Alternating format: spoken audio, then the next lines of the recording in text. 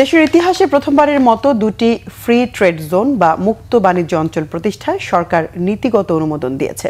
কক্সবাজারের মাতারবাড়িতে একটি, অপরটি হবে চট্টগ্রাম বন্দর এলাকায়। বিদেশিদের জন্য ট্যাক্স ছাড়া ব্যবসার সুযোগ থাকবে, পাশাপাশি বাংলাদেশের ব্যবসায়ীরাও এই সুবিধা পাবেন। এতে দেশের অর্থনীতি গতিশীল হবার পাশাপাশি বৈদেশিক বিনিয়োগ, আন্তর্জাতিক বাণিজ্য ও কর্মসংস্থানে নতুন দুয়ার খোলার প্রত্যাশা সরকারের। রিপোর্ট সৈয়দ আব্দুল মুহিতের।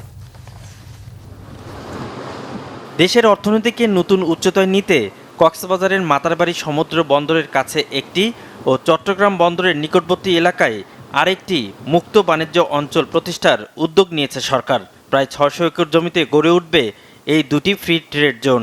এর ফলে বন্দরের ব্যবহার বাড়বে, জাহাজ চলাচলের পাশাপাশি নতুন করে বিনিয়োগের প্রত্যাশা করছে সরকার। সচিবালয়ে অর্থনৈতিক বিষয় সংক্রান্ত মন্ত্রিসভা কমিটির বৈঠকের পর ব্রিফিংয়ে মন্ত্রিপরিষদ সচিব নাসিমুল গনি জানান, মুক্ত বাণিজ্য অঞ্চলে কাস্টমসের বিধিনিষেধ থাকছে না। মাতারবাড়ি বন্দরের কাছে আর একটা হচ্ছে যে চিটাগংয়ের পোর্টের কাছে একটু দূরে, সামান্য একটু দূরে, বাট কাছাকাছি হতে যাচ্ছে মুক্ত বাণিজ্য অঞ্চল। এখানে যেখানে যে সমস্ত any trade can come here, বিদেশ থেকে জাহাজ আসে এইখানে বিক্রি করতে পারে, ট্যাক্স পড়বে না তাদের কাছে। তো সেটা বিদেশিরা এটা উৎসাহিত হবে এবং আমরাও এখানে যদি জিনিস বিক্রি করি ট্যাক্স লাগবে না। মন্ত্রিপরিষদ সচিব জানান, মুক্ত বাণিজ্য অঞ্চল কেন্দ্র করে বিশ্ব বাণিজ্যের অন্যতম কেন্দ্র দুবাইয়ের শহরের পথেই এগোতে চায় বাংলাদেশ। দুবাইয়ের কথা চিন্তা করেন, দুবাইয়ের সম্পদ কি আছে? তেল নাই, খেজুর ছাড়া আর কি বলে উট ছাড়া তো কিছু ছিল না। তো তারা করলো যেটাকে মুক্ত অঞ্চল করলো।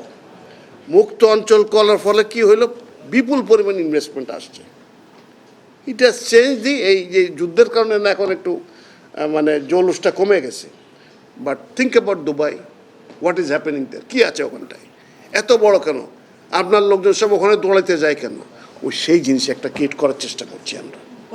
হরমুজ প্রণালী বন্ধ থাকায় স্পট মার্কেট থেকে জ্বালানি কিনতে হচ্ছে বলেও জানানো হয় ব্রিফিংয়ে। সৈয়দ আব্দুল মুহিত, বাংলা ভিশন, ঢাকা।